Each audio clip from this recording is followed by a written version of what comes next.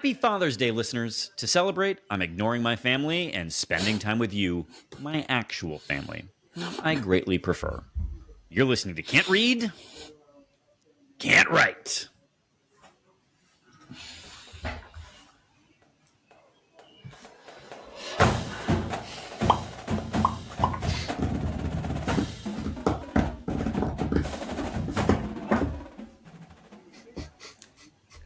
Welcome back, everyone, to another episode of Can't Read, Can't Write, the podcast that proves Spartans can talk. I'm Mike Jones, joined as always by the guy who puts the fridge in beer fridge, Kevin Greck, and the dude who puts the top in tank top, Alex That Plum. is homophobic. I've been gone how many weeks, and first thing I walk back into is this egregious homophobia. Egregious.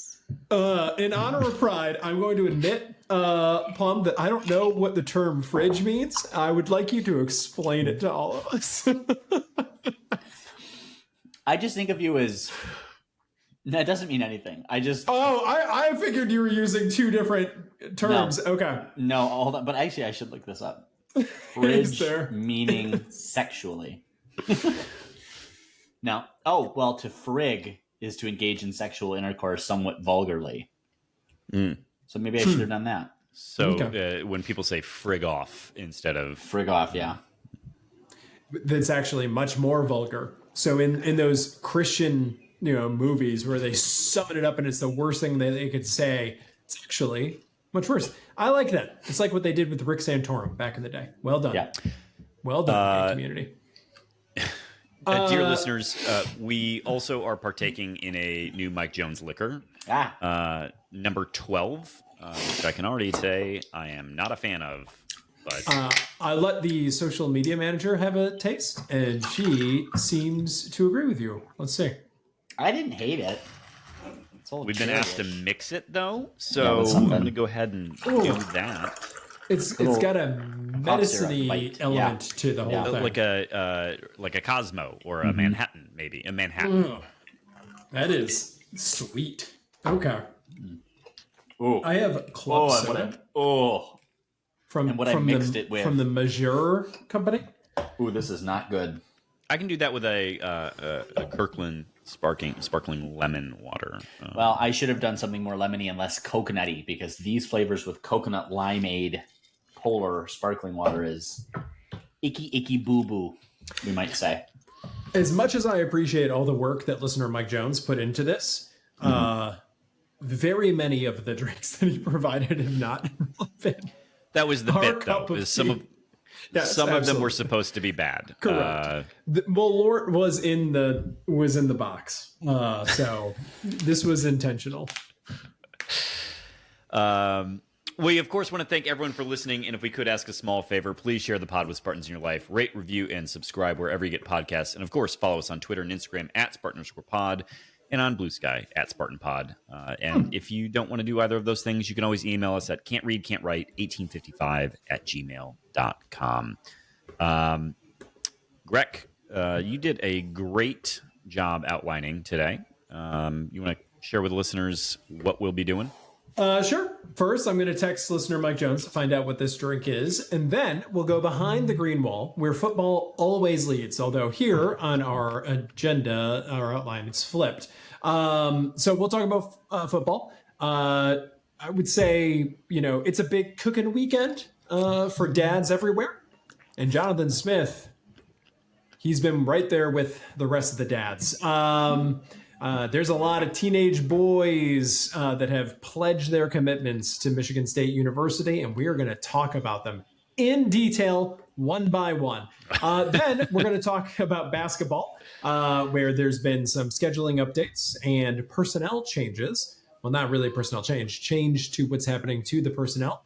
And then talk about hockey real quick, where Knights is getting an extension, and then go off Grand River to kind of put a button on all of our ADJ talk from a couple weeks ago, and also talk about how basically, because the board approved the revenue share, we're a university with a professional sports team.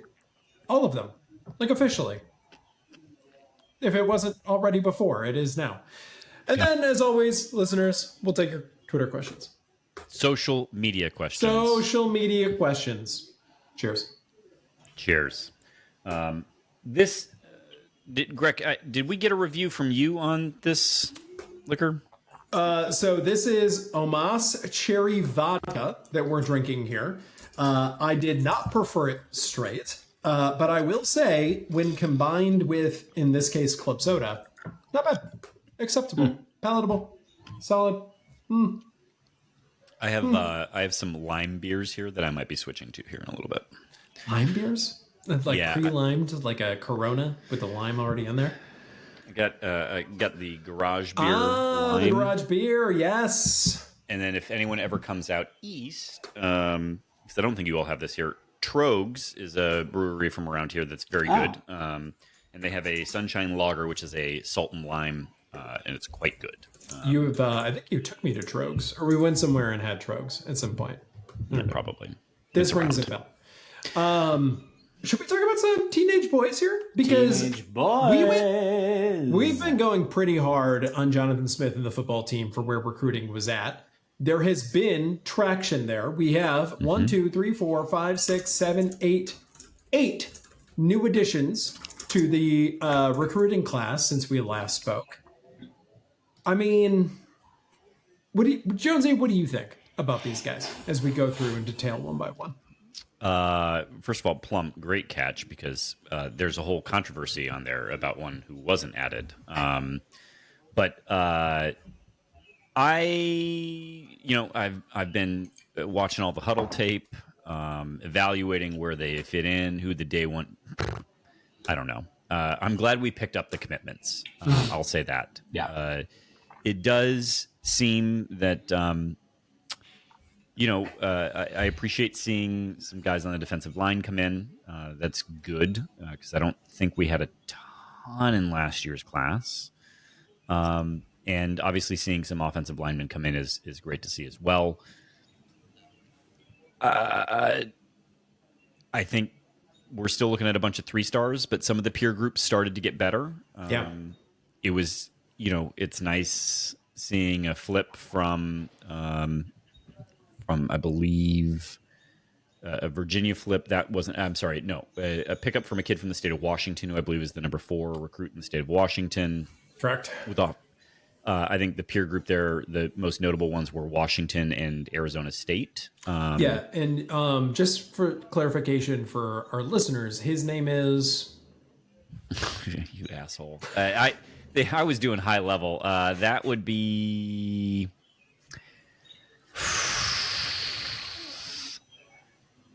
Famitau Ciale, which also sounds like maybe a drug. That's right. That's used to treat hypertension.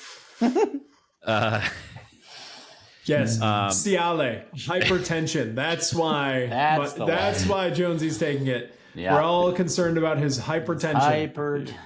Yes. Hypertension. You dumb. Continue. Anyway, let's. I think. Look, at minimum, Michigan State has moved up to, I believe, 25th overall in the 24/7 rankings. I think it's about 30 from last I looked. 30. Hold on. Let me double check that. Let me double check. Let's give the people the facts here. You are correct. 25th. With 15 total commitments. Man, that changed fast. Wow. Yeah. Okay. But that's a quantity play, right? And we've talked about this before. So we're gonna drop based upon the aggregate of the star rankings, generally speaking, that we've gotten. Also, I don't think we covered On3 has acquired rivals. Yeah. Not that that's like a huge thing we would cover here, but it does affect how composites work. And I think it's consistent with the fact that for the most part in this industry, there's always only really been 2. Like, there will be a third for a bit, and then there will be an acquisition. So, Rivals and Scout for a while, then 24/7 came in, and then it seemed like Scout, right? Yeah, Scout died basically when that happened, and then Rivals they joined with whoever for a while. USA Today or something like that for a period of time, and it's all been a mess. It's all been a mess, and we've talked about this at length about like how this business works, how you got to get certain fan bases excited, what guys are going to go up, what guys are going to go down to get more clicks. I'm sure the writers of these sites would disagree with me on this, but come on, guys, come on. We've all got corporate overlords. We know how it works. Yeah. So, but still, I mean, it's traction. It's something. And when looking at the Big Ten ratings overall, we're now 9th according to 24/7 and 13th according to to On3. Listen, man, it's not last, which is where we were the last time we looked at this. So we were actually 2 weeks last. ago. Yeah. So let's sort of start in on these guys if we can, right? Also, when did 24/7 become really like they're straight up blocking me? Oh, they're making me turn ad blocker off. That's why. Better call Verizon. Oh, they're making me turn ad blocker off. don't do it, Michael. Don't do it. Don't it. give in. Don't give do it in. for them. Think of the awful ads that you're going to see. They're going to be like the LSJ ads with like the toe fungus stuff for old people. Like that's what's going to be there because that's who clicks ads. Old people. Do you see it? You can No, I don't see it yet. Get your Cialis probably through there as well. Someone else. I'm gonna figure this out. Someone else. All right, there we go. Start in on these kids. Okay, I'll start in on these kids. The first one, the big one, I think the one that grabbed a lot of eyeballs was Colin Campbell, offensive tackle. Depending on where you see him, he's either high 3 or 4 star.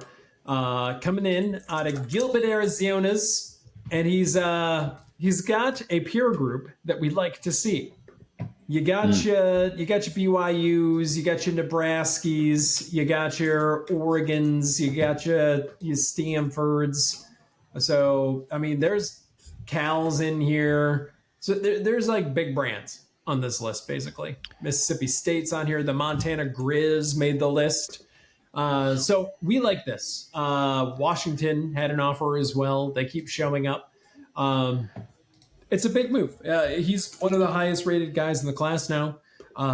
There are more. TJ Umamura, I don't remember. His dad played in the NFL and has a digital footprint, or at least the girls he used to hang out with have a digital footprint.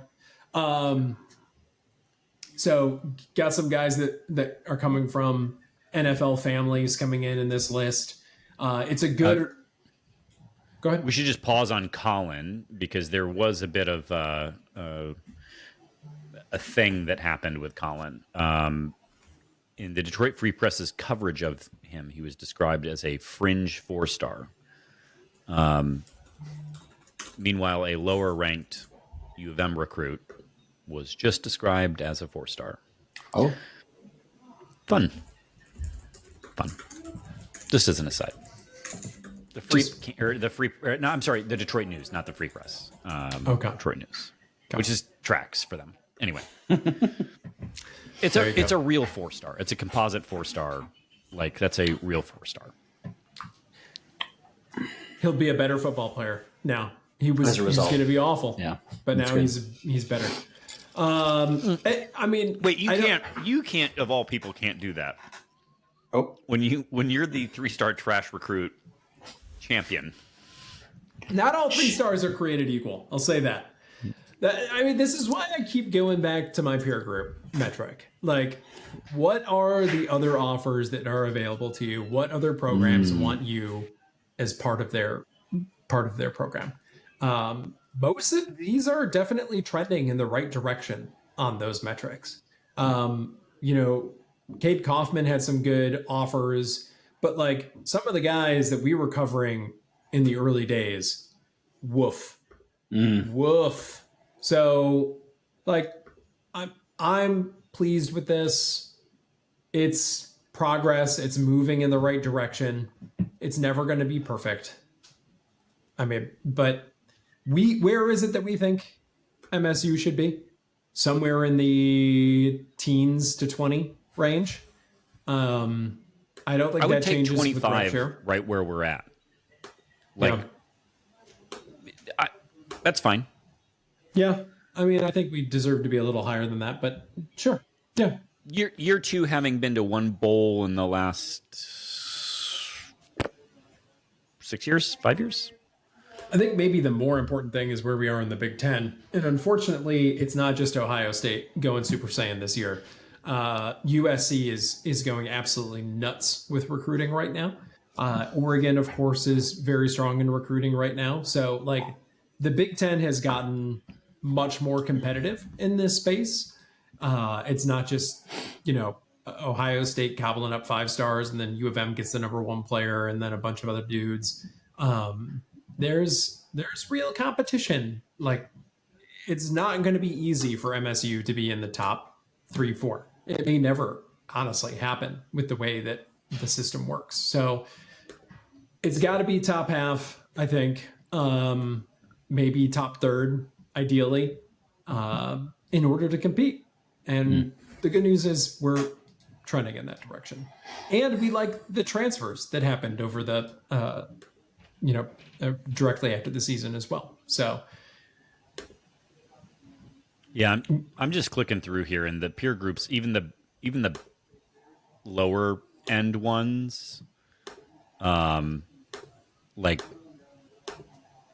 Braylon Hodge, no disrespect, but the serious competitors there were Iowa and Minnesota, but still better by a lot than where we were. The rest of the list is kind of meh, but a lot of West Coast schools. So is the geography of this class interesting to you, gentlemen? Something worth talking about?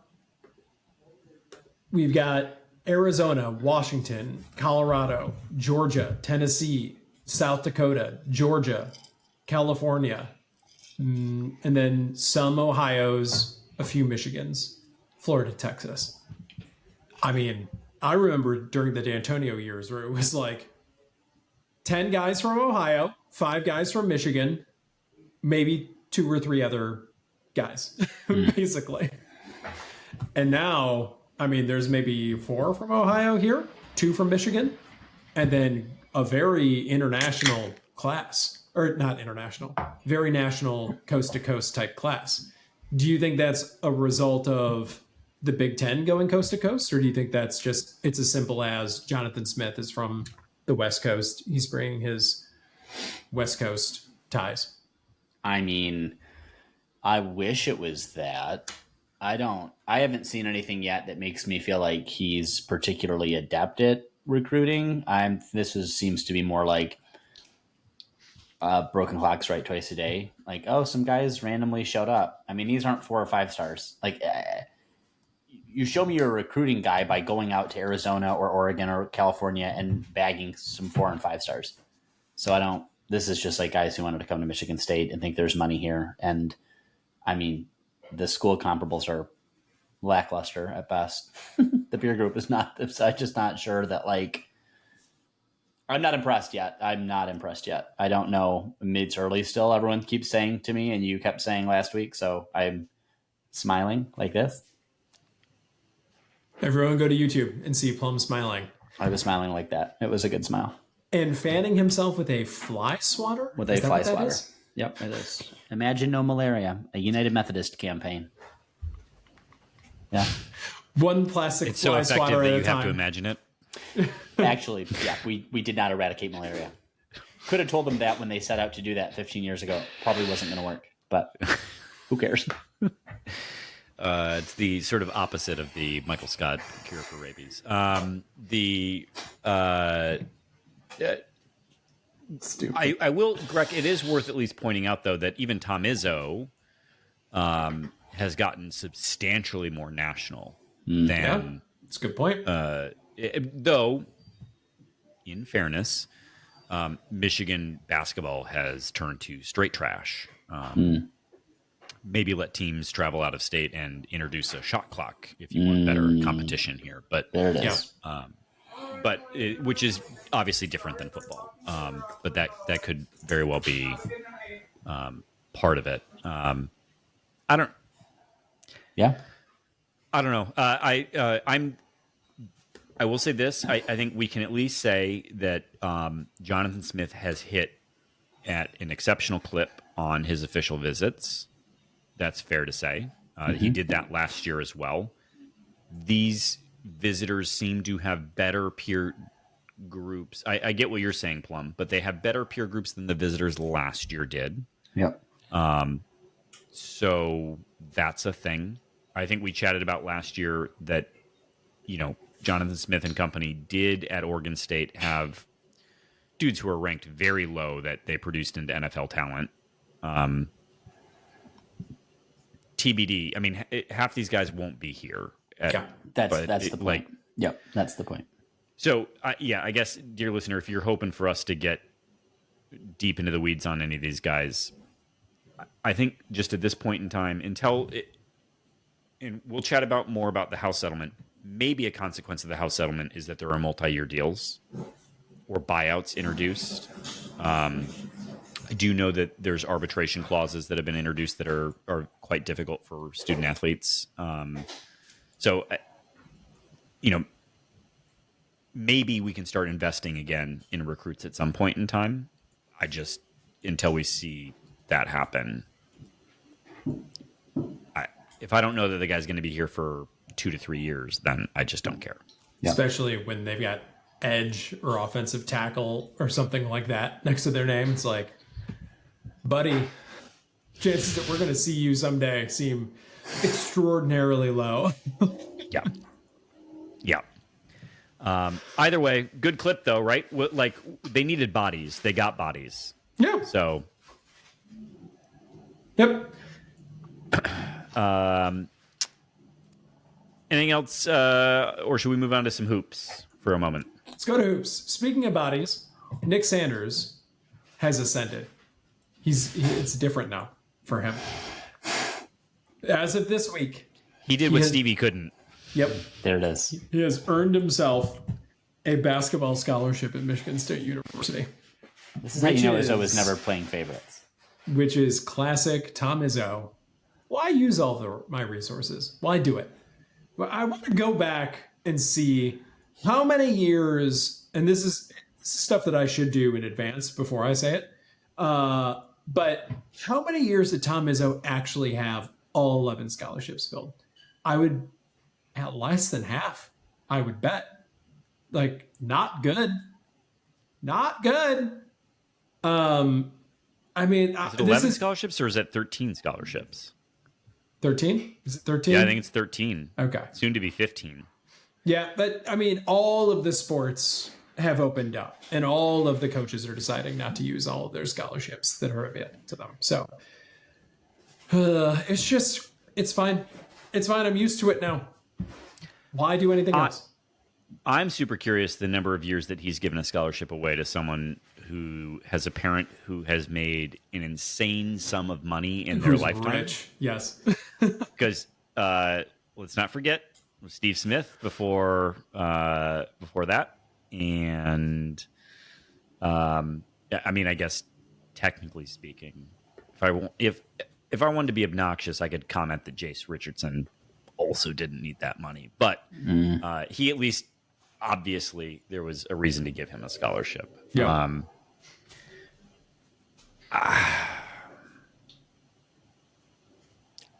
On the one hand, I can't get too upset about this. And by all accounts, Nick Sanders seems like an incredible young man. Yeah, thrilled to have him. Good for him. But I mean, also, could you imagine growing up, your dad's Barry Sanders, and you could turn out to be an absolute D-bag? Like, there was a non-zero chance that your parent is that rich and famous that you could turn into a real piece of shit. Mm-hmm. Yeah. He's not. Yeah, that's right. No, that's right. Some are upset about this. Plum, do you have any words for people who are upset about the use of the scholarship on Nick Sanders? Yeah, I mean, again, this is not.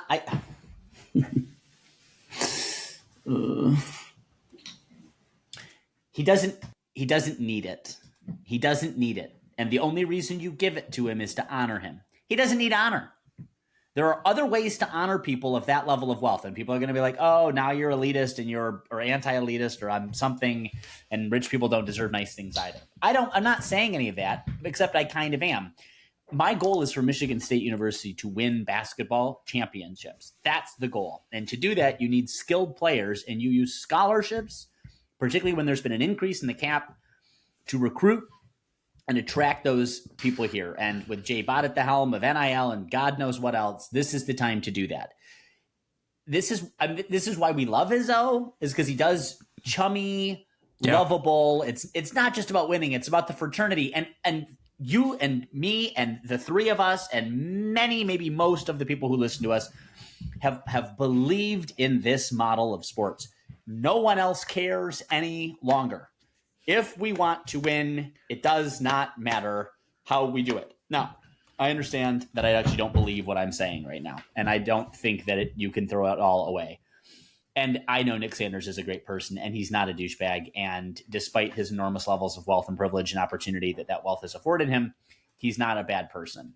And so it's a lovely honor to bestow upon him.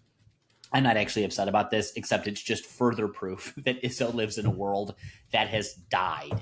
It is gone. And it is just more grist for the mill that Izzo can't fucking land the people that he needs to land. But more to the point that he doesn't give a fuck. He doesn't care. And for as long as he's our coach, and I continue to hope that will be in perpetuity and that he's sleeping in Tupperware at night, it is what it is, and I'm going to continue to bitch about it because I still want another fucking national championship, and I believe the man deserves one.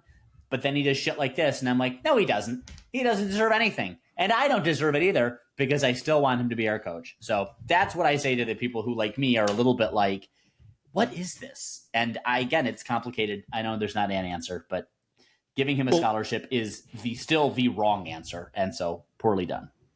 But to your point, Plum, he does have two. He's got a set of twins on the team that he deliberately redshirted last year. Yeah, because he said they were good enough to play.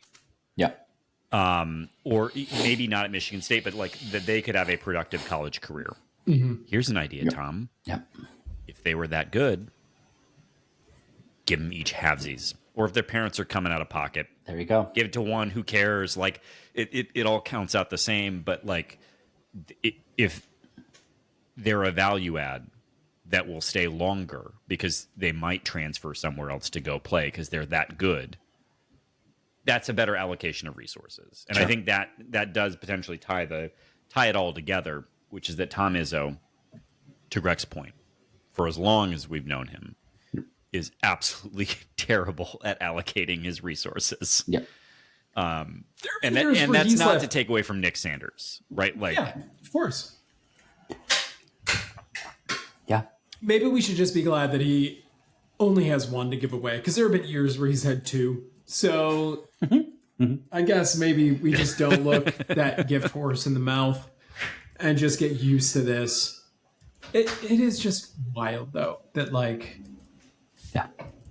Bring in, like, who cares? Bring in a fifth-year transfer of some kind. Bring in someone that can contribute something. And I know that everyone's going to be like, oh, how are we going to get...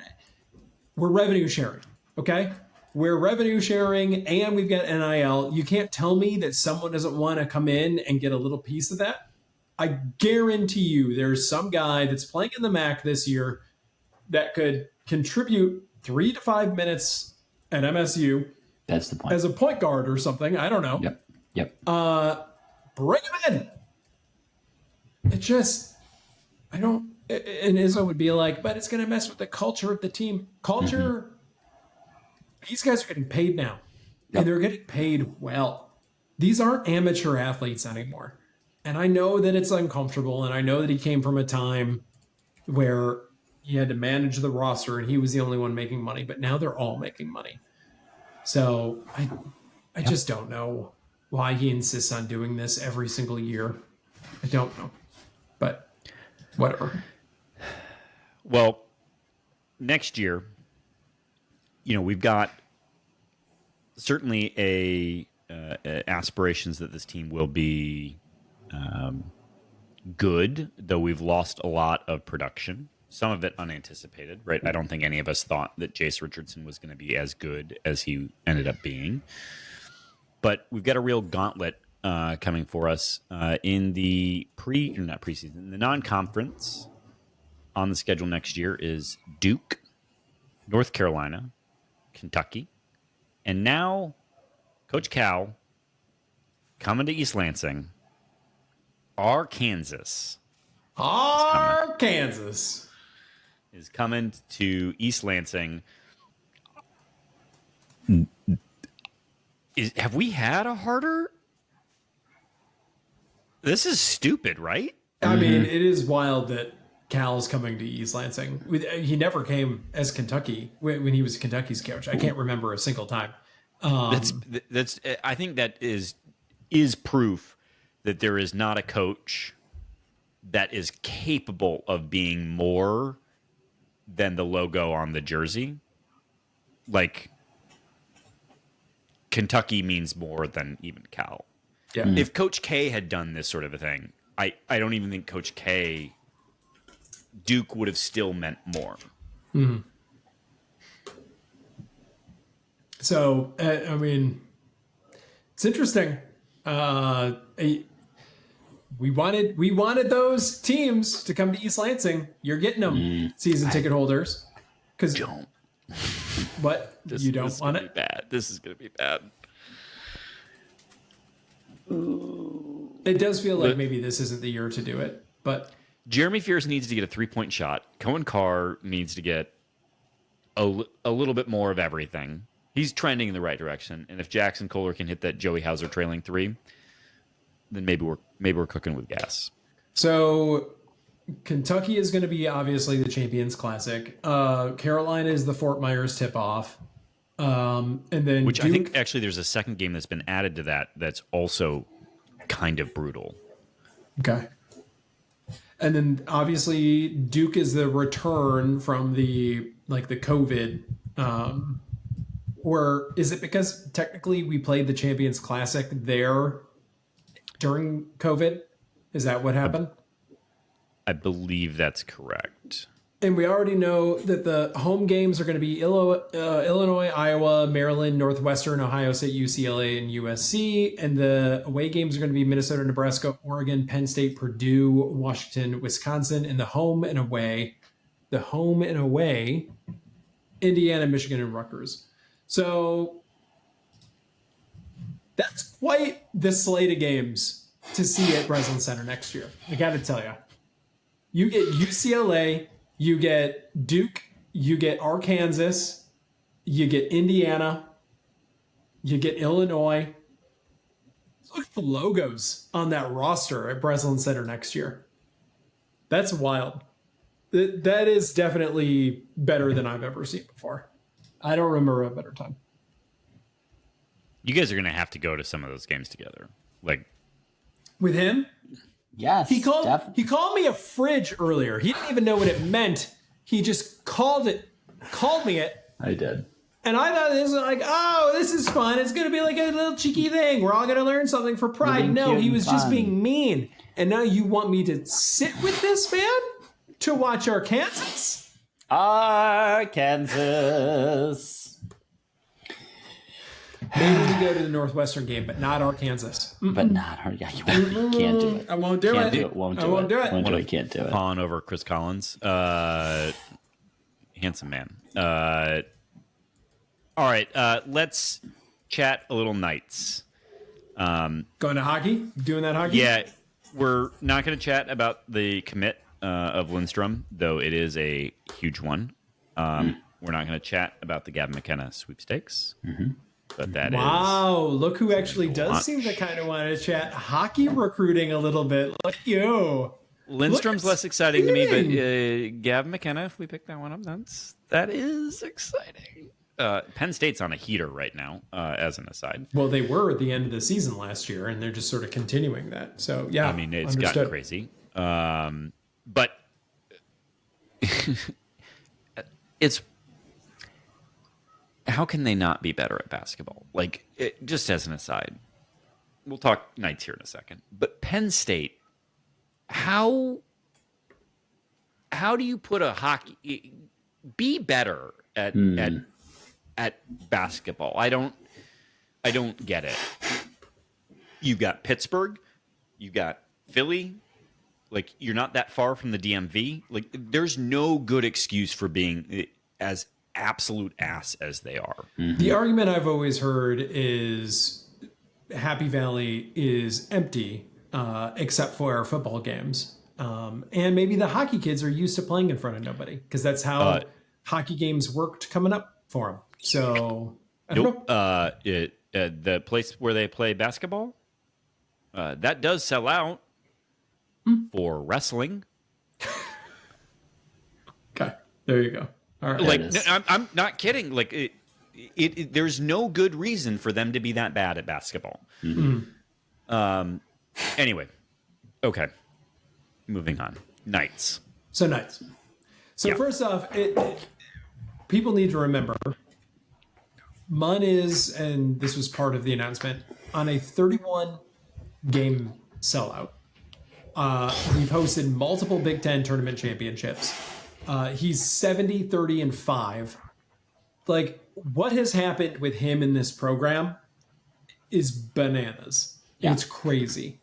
So, his buyout is going way, way up, and so is his retention bonus. But I gotta say, like, I'm on board with this. Do it. Why not? I think it makes their revenue positive-ish now. They're break even to slightly positive. Like, that's money well spent. It's investment. Yeah, for sure. If they're break even, it is. Yeah, I mean. And don't let that man leave East Lansing. Keep him here forever, please. I love that he's already on the Izzo setup where it's like 5-year rolling. And I love that his retention bonus is up and that his buyout is crazy. And certainly no college program is going to pay it.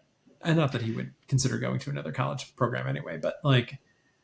No, this was a buyout intended to keep him out of the NHL. Yeah, keep the NHL away. Barely can compete with college anyway. But yeah, I think what's interesting is that it is very clear for him that this is not flash in the pan. This isn't a Mel Tucker situation, and you get that sense also because the NHL is truly comfortable with dudes going to and staying at Michigan State instead of moving into to their system. Right. So the sustainability of the recruiting is paramount here, right? Like, we're not going away. It's a question of how good does this get? Yeah. And as long as MSU continues to keep the investment up in terms of its strength and conditioning and development, hockey's interesting because unlike football, hockey actually does kind of persist in the old school realm of facilities, fringe benefits, right? Like this is your path to the league. So let's make this as good of a thing for you. And so I think for him, weirdly, fundraising is going to become the part of the job that is hardest, or maybe not most important, but like is going to be a major component for him. Is as the facilities he already has start to depreciate and deprecate. Like, what's he going to do to continue to push the envelope to stay ahead of everyone else? Does that sound right? Yep. I mean, you have major NHL teams telling their prospects, it's up to you whether you want to stay or go, enter our farm system or stay at MSU. And that is such a ringing endorsement of the program that he's built. And Jonesy, as you say, the facilities that are there. So, I think there was a video that Barstool put out with their strength and conditioning staff. Oh, of the facilities. Yeah, but the point being is that some of the this is an oversimplification to call it a squat machine because it's not. But it's a squat rack with cables and cameras that you can change the tension on. That NHL teams have one of those, and MSU has 3. Like the weight facility there alone is truly a game changer. So, And we might not have loved him, but Danton Cole gets a lot of credit for that. You know, in many ways, Nightingale kind of walked into the work that Danton Cole did on that side of things. So that's a nice little bonus. Nice little bonus for him. But he's earned the bonus in other ways. a nice little bonus. No, stop it. You stop it. Just because it's your day, you think you can make these dad jokes. Ugh. No, I've come to realize now that Izzy's around that we're all dads here. So happy Father's Day. Moving on. All right. So, general discussion on college sports for the 70th consecutive episode. But this one is a big moment. Like the MSU board, for those that were not, watching the board's minutes, did authorize revenue share for the athletes at Michigan State University for this year, and doing it at the maximum amount as well. So it's official. Like, these guys are getting paid, and they're getting paid by the university by passing through funds from revenues, both television and gate revenues, for the various sports. So they are now, can't say employees, but they're getting a piece that's not just what are boosters raising for them. They are pro athletes. Yeah, they are pro athletes. It's over. Yeah, they've fully moved on now. And I think MSU they've announced it, like they're going to primarily pay football and basketball, and then it's not going to be the allocation that's like, 50-50 men's and women's sports, correct? I have not seen it. I did see what Ohio State said they were going to do, which is they were going to pay football, basketball, and women's volleyball. I'm curious because here women's volleyball is not a revenue positive sport. That might change. Yeah. With the development of the new facility, right? Like, well, that facility will be underwater for the entire time that it exists, but sure. Sure, but it's very expensive for them to play at Breslin. Yeah. Like, I think it's a few hundred, or it's like $120,000 for them to play at Breslin. So because of accounting that MSU does with itself. Breslin isn't owned by the university. Yes, it is. I'm pretty sure it's not. No, it's owned by the university. It's owned. The athletics department does not have it. That is correct. It's owned by the university, but it's leased by the athletics department. Sure, fine, but the accounting matters for whether you're a positive. It'd be better if the athletic department owned Breslin. Let's just say that. Mm-hmm. Gotcha. But anyway, so I don't know. Like, would you pay hockey instead of volleyball at Michigan State? Like, yes. I'm sure, but volleyball actually drives theoretically more TV revenue than hockey does. That's true. So Michigan State has really interesting questions to answer, and Jay Batt, it was interesting hearing his press conference, but we didn't get into any of these sorts of details. Like, this is the stuff that I actually think is more fascinating about what an athletic director wants to do. As a comparison point, Mark Hollis didn't know that other sports other than football and men's basketball existed. Yeah. Like, and we love Mark Hollis for a great number of reasons. Do we? Is that the word for it? Yes, that's the official narrative. We did at the time appreciate Mark Hollis, but I think we have a more nuanced view of him now. Yeah. Is he... So we'll talk offline. Is he the one who did the covering up? Define cover up. Mm-hmm. This isn't the path we're going to go down right now. No, It would be great, though. What a tangent. What a way. What a break. Oof. That was smart. Pull the ripcord on that one, host of the podcast, Mike Jones. All right, let's all get a drink. Let's all pour one. Plum has this right. Anyway, the point... Ending malaria for a moment. Oof. The point is that I don't... the J Bat stuff, like, we don't know where he's going to allocate funds, and he's not been here. Like, that's the other piece of this that's fascinating. First AD in, what'd they say, 30 years or 300 years or 300 years. He doesn't fucking know anything about this place. It's striking. Right. And now he needs to make massive decisions at a monumental moment. Yeah.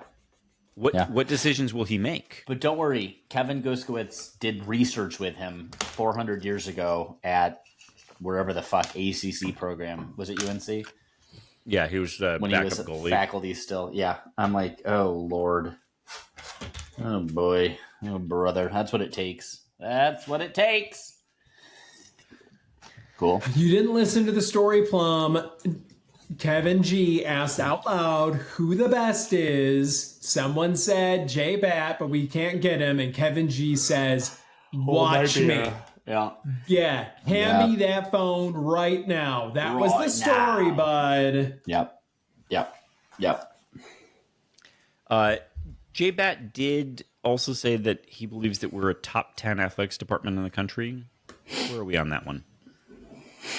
That might be generous. We're homers. This is a homer podcast. Top 10 may be generous. There, though, where I think you can make the argument when you go to the college football playoff and the Final Four in the same year. Pretty good. That's some pretty good stuff. But can we salute him for saying top 10, unlike Kevin G, who referred to the university as perhaps among several quality, decent institutions of higher learning in the greater Midwest region of the country. I do think it's fair to say that we probably all believe that MSU is capable of cementing itself as a top 10. Yeah. And I think that's all kind of, as a fan base, we believe in that promise. Yeah. Like, we're big enough. We have theoretically enough resources. We have championship pedigrees at times capable of backing it. Like, this place could get rolling if it just didn't keep tripping over itself. So, so far it looks like it didn't trip over itself with this hire. Things seem to go pretty smooth. And credit does need to be given to the administration for that. So the board got out of the way by all accounts. Finally. Yeah. Fuck. That's nice. That's refreshing. My least favorite parts of Gussie's speech, I enjoyed thoroughly when he mentioned the board members until he got to Deno and Vassar at the end. and then he went like, anyway, so all right. So next, see what happened. Yeah. Oh, yeah. No, But what's wild is that Trustee Tebe, who we never hear about, like, she's a chairperson now, right? Yeah, sure. Chairperson. Wait, what? Yeah, she chairs the board. Well, they then changed that the way, explains why. they changed the way that the chair is chosen. Everyone gets a seat at the table now. It's a, it's So a nice everyone little, takes a turn. It is. It's a nice little round robin that happens, I believe. Okay, Yeah. so for the nonce is chairperson. This is kindergarten T-ball. Everybody gets a trophy. So that's why the shout out happened. Because I was going to say, had done a fantastic job at no one knowing her name. Like, truly, if you That are is on the the Michigan goal. State Board of Trustees, no one should know who you are. Until it comes to re-election season, no one should know who you are. Yeah. Right. And so, Dave, one of the few trustees who mission accomplished. Not Bush banner mission accomplished, actually mission accomplished. But then I was shocked to hear 2 shout outs by Gussie in the press conference. But now that makes more sense. I'm certainly not. Plum, are you at the point in your career where you've got to do the like, and thank you to whomever for your leadership under these, when it's like someone that you disagree with, but you're All the in time. this That's my public my job. situations and you That's have my to do. full job. Yeah. My full job is being on calls where I'm constantly thanking people who make my One of my career goals is to fly right under that level, right? Good. Don't have to do the shit-eating Write the thank book. yous. Write the book on how to maintain that career. Just Please, like I an failed. A10 warthog, just right Yep. to that level. That's it. You got it. Oh, because Do it it. seems awful. It's awful. How do you? Because it even like in these meetings where it's important, like they're making votes that are important. I know that all of the stuff has already been decided in discussion, whatever. But and then they'll unanimously vote on stuff, or they'll find other ways to show that they object, but they don't. Anyway. But then to spend all of that time just thanking one another for their leadership on whatever, when they haven't done anything actually, and you actively resent them. I don't know how you do it, bud. I don't know how you do it. Well, I'm not sure how either, frankly, but Well, you do. It's like a gathering of your male friends. You understand when you gather together. that's it. Thank you. That's good. And also you, Plum. homophobic. Greg. That was directed to Greg. That was not directed at you. But I'm glad that this June you're that amped up to find defense. Pounce. Pounce. This on is it. my month. This is my month to get hot and bothered about everything. And I had a take later on to as an ally, but now I might pocket it. Anything else we want to say here about any of this? Well, you should talk briefly about where this is going in the courts because it's already been picked up. Yeah, let's. We'll do that here in a second. I'm going to say a brief word that look, if you are traveling between Washtenaw County and Jackson County, or maybe you're heading up to East Lansing to enjoy summer up there, you should stop by Mama's Mercantile and Eatery. It's a place where homemade dishes meet locally sourced ingredients. You can find them at the Clear Lake Road exit on I-94. Whether you're dining in or ordering online, experience great food, drinks, and atmosphere at Mama's. You can visit mamasmerc.com for menus, online ordering, and more. Yes. All right, let's talk appeals. So a group of women's athletes from yesteryear who are included. So many people think about the House settlement as it relates to revenue sharing, and that is a massive component of it. But there are back damages that are being paid out to a class to athletes from 2016 on, if memory serves. Correct. And so there's a group of athletes, women athletes, who have sued, or not sued, are appealing that portion of the ruling, saying it violates Title IX. Mm-hmm. It's an interesting question. I suspect, by the way, that the rev share portion of all of this is going to also be appealed. We talked briefly, and I don't know who the named plaintiffs are, and or the named folks who are appealing this portion, rather, are. But if they're not women's volleyball or women's basketball, it's kind of telling and interesting because, again, we talked about Ohio State. If we're looking at rev share, that would be the damages portion. You would think would mirror the rev share. One would think, yes. Other than to say, I guess, unless the back damages are also inclusive of the idea that these athletes were not capable of profiting at all off of their name, image, and likeness. Because in which case, that lends a bit of credence maybe to the appeal, right? Like that this is the idea of being able to profit off of your name, image, and likeness is a bit more of a Title IX issue than a revenue sharing component, right? Can we posit that the only reason that any of these people are capable of making money is because of the logo on their shirt? Then I think it's an argument that can be made. I think it's not applicable to all of them, but yes, I think it's an argument that can be made. Well, sure, but I guess the point being, right, that like how many of these football players are going to get paid revenue share dollars that like you wouldn't be getting unless you were going to an institution of the caliber of Michigan State? I don't care or specify where my NIL dollars go every month. I care that they go to someone playing well wearing green. That's what I care about. Sure. And the TV deals are tied to the institution and the alumni fan base size, et cetera, right? Yeah. So all the same, there's a prestige that's associated with going to Michigan State. So I don't care if you're playing field hockey. Like, playing field hockey at Michigan State means more than playing field hockey at Elon. Wow. And so... direct shot at Elon. Of course. Yeah. Whoa. Okay. The Elon field hockey team is out there somewhere. They just felt that in the chest. Just like, oh.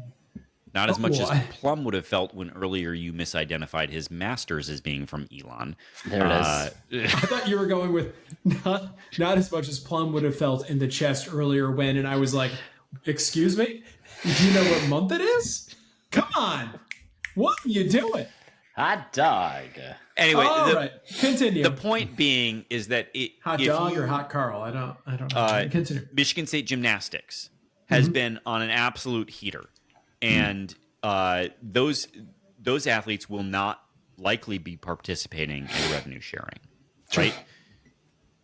But they should be able to profit off of their name, image, and likeness in the sense that they probably have large social media followings. They probably would do well getting coaching spots at summer camps, right? Like there's money they could have made that's based upon the educational opportunity they've been afforded.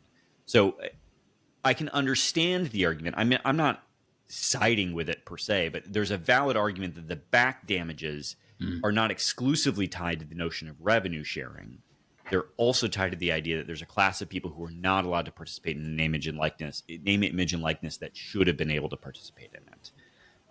And so that's, I believe, the thrust of the appeal here as it relates to those back damages. And so for that reason, but I do also suspect that the revenue sharing will be appealed as well. I'm actually, I joked when the ruling came out to you both that I suspected this would last 2 days. I'm shocked it's lasted this long. I thought for sure there would be an appeal on Title IX grounds, but there hasn't been. So, are they going like court shopping or something like that? Is that something you would want to do with this? Does it matter? I think it's an appeal, so it should go straight up. But I guess, yeah, theoretically, I mean, there's a bunch of this ruling that is going to be subject to contention. So, as someone rightly pointed out, that's an audible yawn from Alex Plum. The entity that will be reviewing NIL deals is named CAPS. A salary cap is inherently illegal. Yeah, we're gonna move past that. Kevin's like, no, we're not. He really does not. He really does not want to move past it. You know, it is a good signal that really we should all keep in mind. And Jonesy was like, "Oh, a yawn from one of my co-hosts." Let us double down and explain acronyms. Let's just drive this plane right into the ground. I had a lot of Indian food and it's warm up here. All right, that's not. And then I had some alcohol. The man is fanning himself it's not with my an fault. anti-malaria fly swatter. Humans deserve better than this. Oh my God. Plum, what would also... Can you show it? Is it large enough to actually kill a mosquito, or could mosquitoes get through? No, look at... That seems perforated enough that a mosquito could slip through. Well, I guess it's possible. I like how they made the mosquito as part of it. It's like so performative. It's like, this is a mosquito, right? This is for it's not meant to be a functioning. It wasn't designed to be a functioning. That's right. Thing. Anyway, we're done with law talk, Mike Jones. Is there anything about the House settlement that you want to discuss, or should we just move on? No, I don't think so. I think it's too early to say. I just think it's too early for us until we have more from the appeals process, Michael. Totally fair. All right, let's move on. Let's do this. Basketball rule changes, Alex Plum. Yes, I'm very, very, very opinionated about this. Now we've got rules to enforce. Ooh, goody. Wait, Plum, did you see the clip going around on social media about I believe it's the Pennsylvania State Championships in baseball that were decided on a balk call in the 13th inning? And this is why the Democrats will continue to lose. No. This is the Pennsylvania high school state championship. This is actual baseball. On that was the. Oh, and they that was that. It was called on a balk. Like that was the third.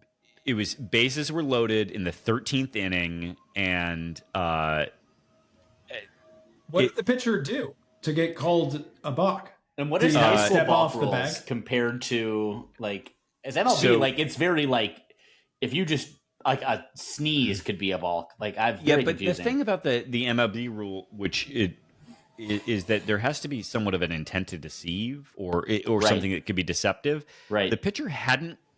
I'm confused because even I'm like, the pitcher hadn't come to a set motion.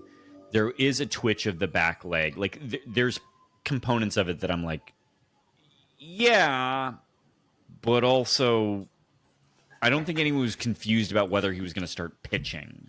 Yeah. Like, oof. And did he? Anyway. I mean, and did he continue the pitch? Like. No, he was leaning in to get the signal. That's why I was confused about the I don't know that I would have called this a bong.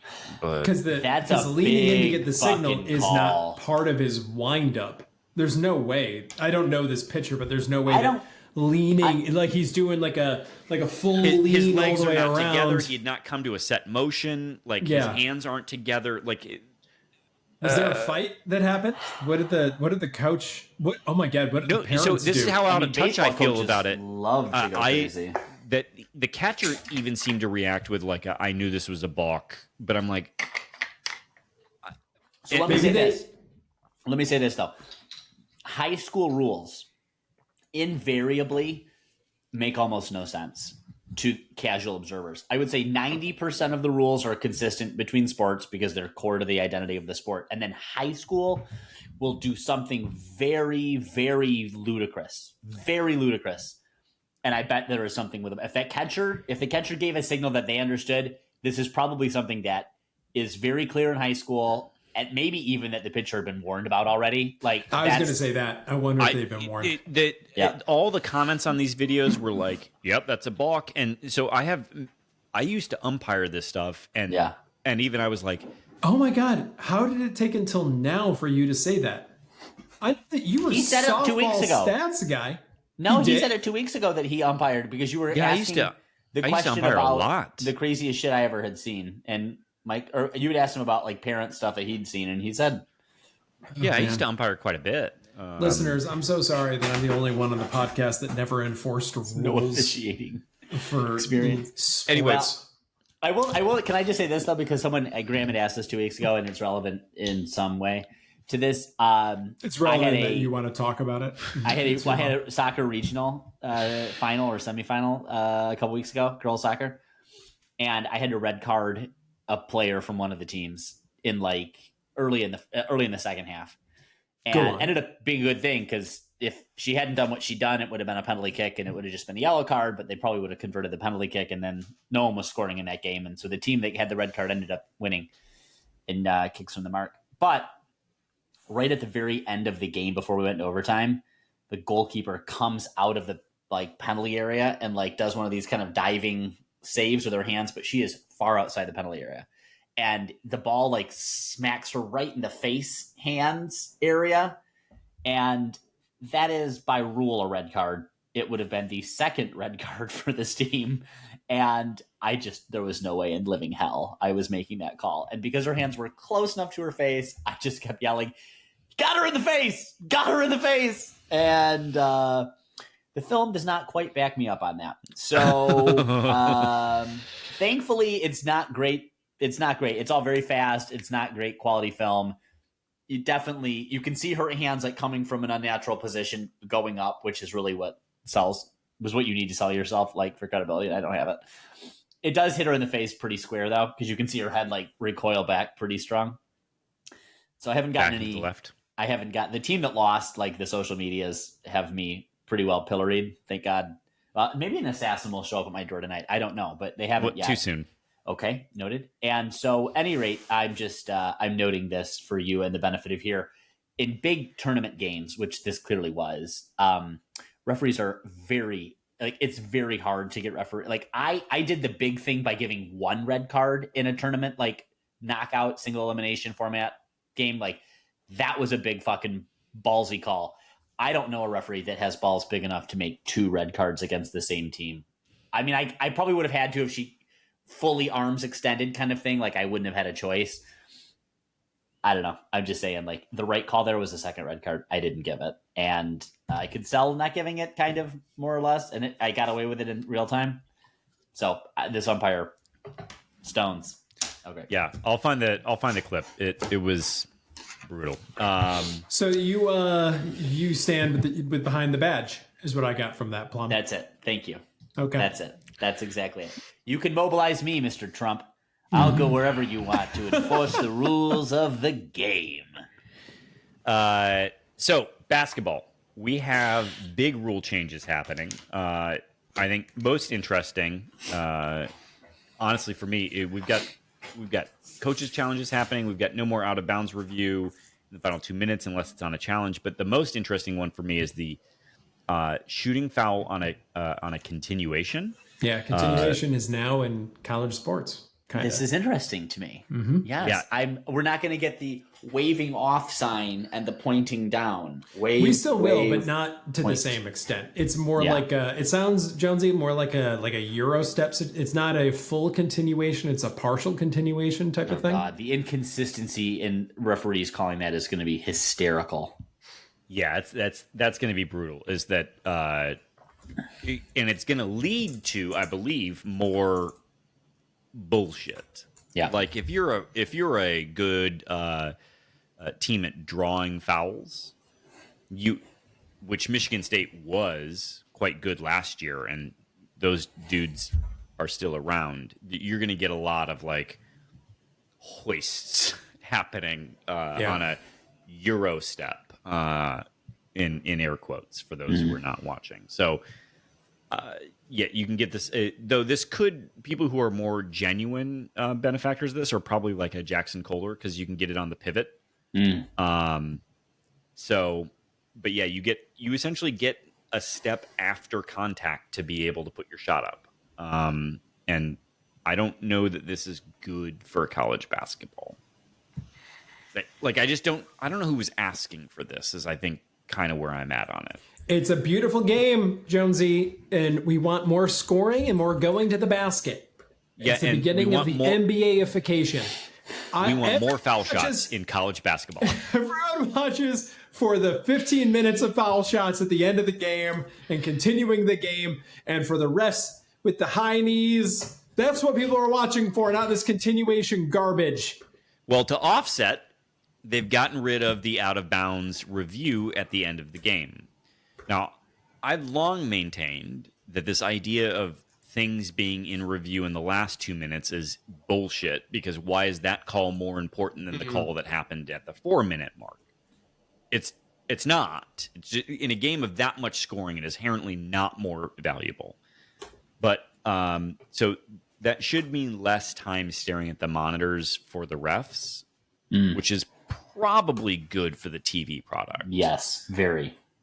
But I don't know that the offset is really worth it for the TV product as it relates to the foul shooting, because we'll get more of that. I disagree, though, because I think it was Ted Valentine that stared at the monitor on TV, and the monitor was him staring at the monitor. Yes. And this went on for like what seemed like a lifetime. And that's one of my favorite moments in college basketball history. And it happened on our game. And It's also Ted Valentine's favorite moment in college basketball history. That's well done. Very good. I love it. And I want more of it. I want more of those opportunities. So I disagree with you, Mike Jones. Can we move on to social media questions? Because we've talked about law and rules for like half an hour now. So it's time to go somewhere else. All right. And Anne-Marie is back, everyone. Anne-Marie, welcome. Anne-Marie. Has there been enough momentum with high school boys to feel excited yet? If not, what would it take? I love that she came out of retirement. Yep. The high school boys joke. That's good. good. We deserve it. We deserve it. She likes And Greg, how excited are you? Well, I'm here. I'm here, ain't I? I'm not like Plum. I'm cautiously optimistic. This is moving. This is at least trending in the right direction. And I think we have to give some credit where it's due. All right.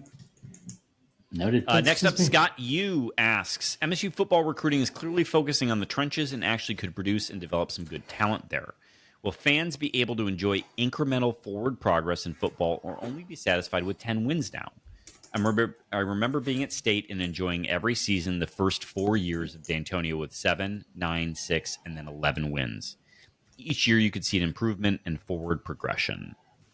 Yeah, Scott, I don't think our fan base has delusions of grandeur that it's going to be a college football playoff Final Four year. I think the fan base has seen incremental forward progress before, and it would be thrilled to see forward progress again. I don't know, Plum. Are you demanding that much excellence? Like, no. Do you have like a floor that they have to hit this year? Otherwise, you're out forever on MSU football. Well, yeah, 6 wins. I mean, if we don't hit 6 wins, that's I might. I could be. That could be drastic. That's probably right. Right? But what Scott here is asking is, does it need to be 10? And the answer seems no, it does not have to be 10. So there you go, Scott. Next up from Spartan 18770, Plum, how much more excited should I be towards a low 4-star recruit than towards a high 3-star recruit? Well, I think we talked about that today. I mean, there's no consistency with any of these rankings, and their games constantly changing. The measurable, the variables. Now you've got On3 purchasing people that corrupts, right? So nothing means anything. There's no rules. Plus, it's irrelevant because, as we pointed out, half these teenage boys won't be here when we actually start playing. So ignore everything. Nothing matters. And thanks for listening to the podcast. Yep, that's but here, no malaria. Imagine. Yep. All right. Oh, next up, imagine. Michael. Are you ever going to let @Graham Couch read questions on your podcast? I don't think Graham wants to read questions on our podcast. Yeah, I think he's so focused on getting through the questions on his own in order, making sure that they're copied over and making sure that the Rube knows to pronounce the words. I mean, he gets to come over here and just skate. It's pretty good. It's a pretty good gig. They do seem to struggle with Twitter questions over there. It every episode, it seems like something goes. There's something that happens with the questions. Yeah, it's and the thing that seems very clear is that it's not Jason's fault.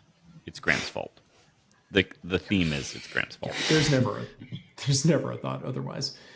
Next up, Tigers fan 63. If there was a 24/7 type rating system for podcast hosts, which MSU podcasters besides Can't Read, Can't Write would get 5-star ratings? Oh, I think even Graham would agree that Matt Sheehan. Yeah, it's got to be just Sheehan. The volume of content he has to produce and the number of people he has to ask to be on his show, and the audaciousness with which he just publicly asks people on Twitter is impressive. How many other MSU podcasts we've Are 5 seen stars? a fair number? No, It's we've seen a Justin fair number Spiro, go to the and that's it. graveyard. It's Spiro. I don't know. Moving on. All right. Yep. Moving on. No. I mean, you want to dance on the graves of some that we've outlasted? Yeah, let's do it. Who you got in mind? There used to be a very X's and O's one called Press Quarters that has died. I doubt John and Austin are listening, but my God, dudes, I enjoyed your podcast, the only podcast. Where are you? Please produce more content. I'm begging you. But I don't know that there are many more left at this point in time. There are quite a few. Are there? I think so. Yeah. I mean... you got your Grams. You got your... What is the Can't Read, Can't Write peer group? Sheehan, Spiro. I mean, there's more. There's got to be more.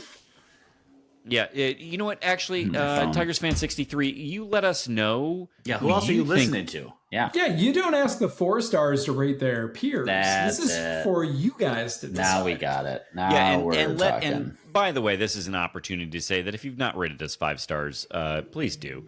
I was going to say, by the way, going by our Spotify rankings, we are not 5-star podcast, not by a long shot. And I blame all of you for not doing enough to buoy us up. Next up from Beth Amaro, I'll send this to Plum. It's going to be a great vacay in Arizona when your car rental agent is a Sparty. Wow. After a necessary go green, go white, I wondered, what's the appropriate greeting among U of M alums? Any thoughts? By the way, Arizona has an amazing MSU alum community. I'm interested how she found this out about this car rental agent. How do you know? Well, if it's enterprise and they're former student athletes, don't they say on their tags? Oh, is that what it is? I think there's something like that. I don't make eye contact with the help, so I've never seen that before. You mean you don't book through Enterprise Agencia or Yunker or whatever it is that you use? Only uses Avis. Avis is for people like him. I think they say go blue, and then there's like a series of gruntings that go on after that because there's no real response. Like, oh, go blue, and then it's like, ugh. Because again, 98% of the people who utter it didn't go there, and so there's not really, a sort of esprit de corps there. It's more of just a knee jerk. That's also weirdly what they shout at people who they are trying to offend. Like a number of people that I encounter out here, you all probably don't get this as much being in Michigan, but like if you encounter one of them out in the wild, and they see you wearing colors, they'll come up and say "Go blue" to you. I do love when people do that. It's like, oh, fun, yeah, you're cool. We couldn't say, oh, you're from Michigan, like. Yeah. That's a cool thing we have in common. Yeah, but we're the ones with the with the chip. That's fine. Anyway, we don't need to continue with this. Next up from Thomas Zambiasi, what's the ideal kickoff time for an alumni-focused football game? Great question. It's 3:30, right? I think it is. I think 3:30 is the ideal. Yes. Yeah. That's my preferred kick, particularly if I'm back in town, because being elder, you get to go until about 7:30, and then you get to get your early bird drinking special. Next up from Thomas Ambiasi, Greg, you're local. What should replace the old IM West? Baseball/softball fields that won't flood. More parking isn't allowed. There's too much as is. There's too much parking. How are they writing tickets with too much parking? Yeah, I'm with Thomas on this. This is in the campus plan, which is now the 2050 campus plan, I think. Oh, Jesus. My God. What was it? Was it 2020 when we were there? It was the 2020 that they launched when we were... Yeah, Vision 2050. Integrated facilities and land use plan for MSU. Don't do the math for how old we're going to be in 2050, by the way. Jesus but Christ. There is a PDF That road, whatever that road is actually going to get removed, and I think it is green space. There's going to be green space up there, if memory serves. Green space. Yeah, hold on. Correct. Yep, I'm looking at it right here. I grabbed it really fast. The existing lot just north of Spartan Stadium is still there, but the area that IM West used to be is green space. Cool. Next up, from Andrew Gardner. We're about to start the 2025-2026 football season. Andrew, I love your belief that we're going to be playing a post-January 1 bowl game, which means it's officially been a decade since Michigan State playoff appearance. What will it take for MSU to return to those heights, and how long do you think it will take? I was distracted by the 2050 plan. What's the question? It's been a decade since we've been in the playoffs. What do you think it'll take for us to return to the heights? And how long do you think it will take? I think it's important to note, or important asterisk on this. Michigan State, the last time they were in the playoff, obviously it was a 14 playoff. We've expanded since, and likely we're going to expand even more. Again. Yep. So let's. I'm gonna Greg and Plum. I'm gonna two-part this for you. Mm-hmm. Like, making the playoff is, the bar is lowered. Mm-hmm. So making it is probably easier, but then there's the getting to the Final Four. I think making it could happen with a really good year this year, if not next year. But getting to the Final Four, it's going to require a little bit more building to get there. Wow. Winning games once you're there is going to be tough to do. But that's just me. That's my steaming hot take. Steaming hot. That's what people come here for. That's why we are a 5-star podcast. And no one would dispute it. Again, when there's no one else to be compared to, not hard to get the stars or apparently make these tournaments. So that's great. And you know who knows that? Jason Fry. Who's next? In the last show, Gooch told of an instance where he was riding a bike. In my head, I imagined it like Kermit the Frog riding a bike with his freakishly long limbs. How close to reality was the image in my head? It is always very strange when the Muppets show their full bodies and they're like moving around like human people, and you just don't see the torsos. Yeah, it does look like me, Kermit the Frog, and Kevin Gregg, very similarly proportioned. You are absolutely corporeal form. Not enough on the top half. Well, right. Gregg is pretty bottom half heavy. Isn't he is. Mm-hmm. He is. Yeah, it's all akimbo. It's knees and elbows. This one very upsetting. Gregg, have you measured your wingspan? No, I'm still hung up on how bottom half heavy I am. So thank you. Are you worried about the? Are you worried about like if the? If it snaps back, retracts, and tape measure just slices me wide open. I think I'm like he's down here similarly. I think I'm like 6'5" also. So you think you don't have a plus wingspan? Correct. I'm not getting an NBA contract. That's for sure. I'm sorry for you. You don't need to worry about me getting drafted ahead of Jace. Next up from Jason Fry. Go ahead. In honor of Father's Day, now that Jonesy is a #dog dad, how much more valuable is being a father to a dog than a father to his human offspring? Answer only in ratios, i.e. 2.5 humans equals 1 dog, etc. I'm going to flip this back on both of you. A question, and then he went nuts with this. Really great. You all have been in the trenches longer than me. So how much harder is it being a dog dad than a human dad? Because I want your... Considering we have no comparables on the subject. No, because that is my experience with people with dogs. New puppies, they're like, it's just like... It's like, stop. Please stop immediately. So how many humans, or how many dogs equal a human? 1.5. Something like that. I would say. Yeah. Between 1.5 and 7. Somewhere in that Dogs range. are tougher. Like, there are components of a dog that is harder than a human being by a fair amount.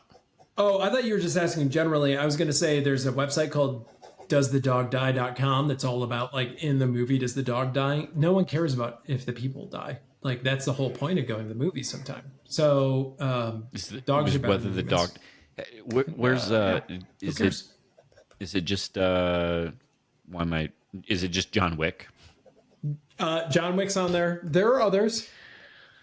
What are the greatest offenders for Does the Dog Die? It's John Wick. A Quiet Place, Day One. Nosferatu. Oh, Three Quiet dogs Place. die in Nosferatu. I wasn't going to see it anyway. No, I'm definitely not seeing it. What's the one with Owen Wilson? Here we go. I went to doesthedogdie.com for Nosferatu. This movie contains 78 potentially triggering events. beautiful. I love that it's so like Awful. woke coded. Yeah. Potentially triggering events. That's too much. Incredible. All right. Next up from Monopoly, Plum, what did you do on your week off the pod? And then she gives options for what you did. A, enjoying a fine... Entertain the idea that you did your own thing. No, these are your options. Enjoying a fine repast at Mama's Mercantile. B, walk the dog. A lot of dog talk in this one. C, go through sports withdrawal signs and symptoms. You can just say sports withdrawal, by the way. Other people see the signs and symptoms.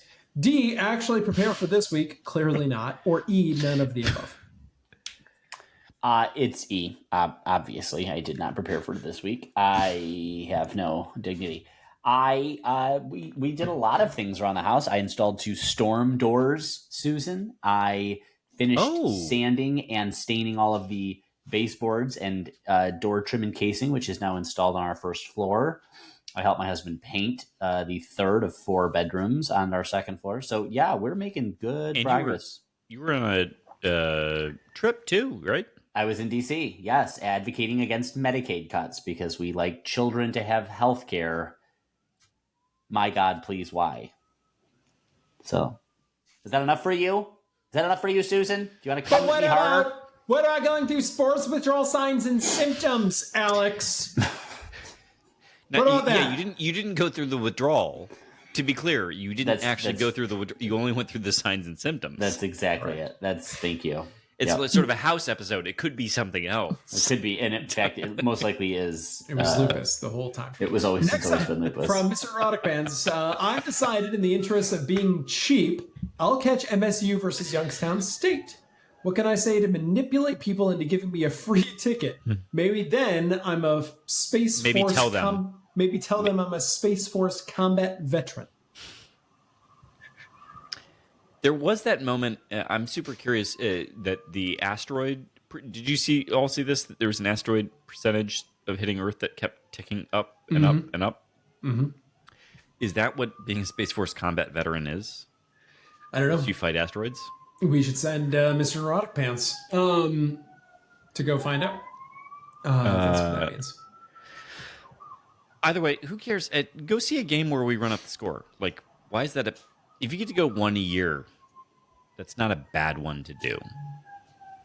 Yeah. It's like, yeah, it's guaranteed go fun. when it's fun. Yeah. That's for sure. No heartbreak, all fun. Yeah. Yeah. For free tickets, you just have to smell them out. It'd be a little free ticket truffle pig. They're out there. God knows they're out there. You just have to be opportunistic. Sometimes you get air conditioning. Next up for Mr. Neurotic Pants, it's now official that MSU athletes cares about nothing but football and money. I would say there's a number of MSU coaches that would be like, oh, now is when they care about nothing but football and money.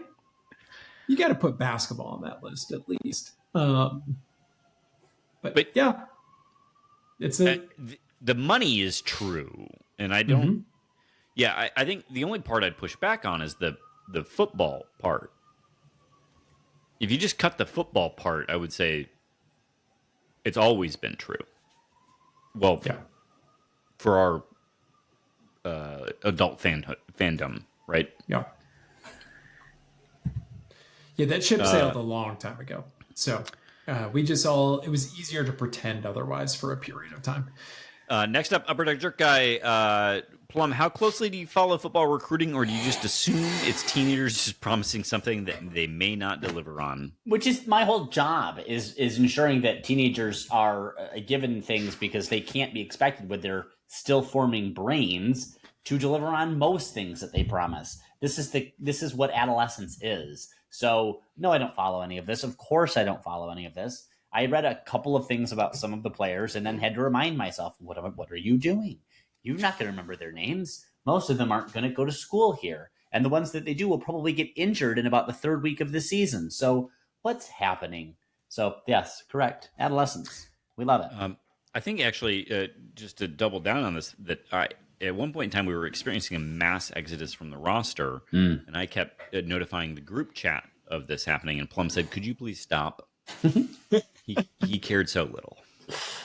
It is funny when you get an update about someone leaving the team and you go, "Who?" Like, genuinely, who is this person? Usually I've at least heard of them. I know the position group, I know something, but occasionally one will come across where it's just truly, how did this person sneak into the building? Were they ever actually here? And I mean, it's just going to get worse from there. Next up from the Upper Deck Jerk Guy, did you participate in a No King's Day activity? I actually did not. Leftists. I found this offensive. It felt like you were trying to co-opt, along with the fascist cosplay, a month that is dedicated to kings. On a day that should have been dedicated to pride and all the kings out there, we had a No King's Day. So offensive. He's not even listening to you. I am, and I think it was a clever little thing. But, kings are really more in the drag king movement, if you're going to be really specific, which doesn't relate to me at all. I'm sorry, is that how adjacent to a fridge is that? A drag... Wait, I've never heard of a drag king. Is that true? Yeah, no, genuinely, I've never heard of a drag king. A drag king is a... I gather. You can assume what it is. All right, well done, you. No, this is a real phenomenon in the LGBTQ community, particularly in bars where they have drag performances. What about libraries? I hope so. I'm sure that they've had drag kings out and about at libraries. Yeah. So... but yes, and if I were a conservative, that's who I would be protesting at No King's Days. Is the drag kings? The drag kings. Exactly, yeah. None of them. They're turning our kids into whatever. Well, I'm sorry that I somehow also offended you while trying to be an ally, because you can't relate to my allyship. Whatever. Next up, Greg, would you be a better smokes model for muskox flannels than Graham Couch, and have we approached them? I wouldn't want to take that away from Graham. He seems to be genuinely so much to him. We could. We could. Yeah, the idea that we go in there with our roguish good looks and we just take it from him. It would be funny seeing Kermit the Frog in like a big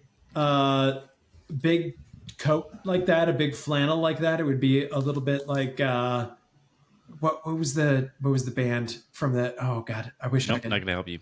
Oh no, Queens of the Stone Age. No, Styx. no, ABBA. with the big suits and the eye. Kiss. Huey D. Lewis in the News. They had that. Oh my God. Oh. The Eagles. Oh, no. Oh. Led Zeppelin. This is awful.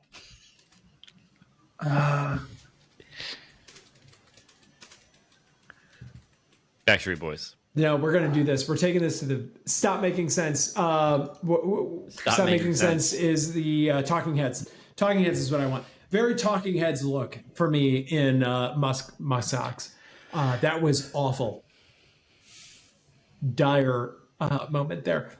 end the pod. Me totally blanking on the talking heads. Gentlemen, this has been a transition to hopefully a place where we can be a little bit more excited and enthusiastic. In the meantime, go green.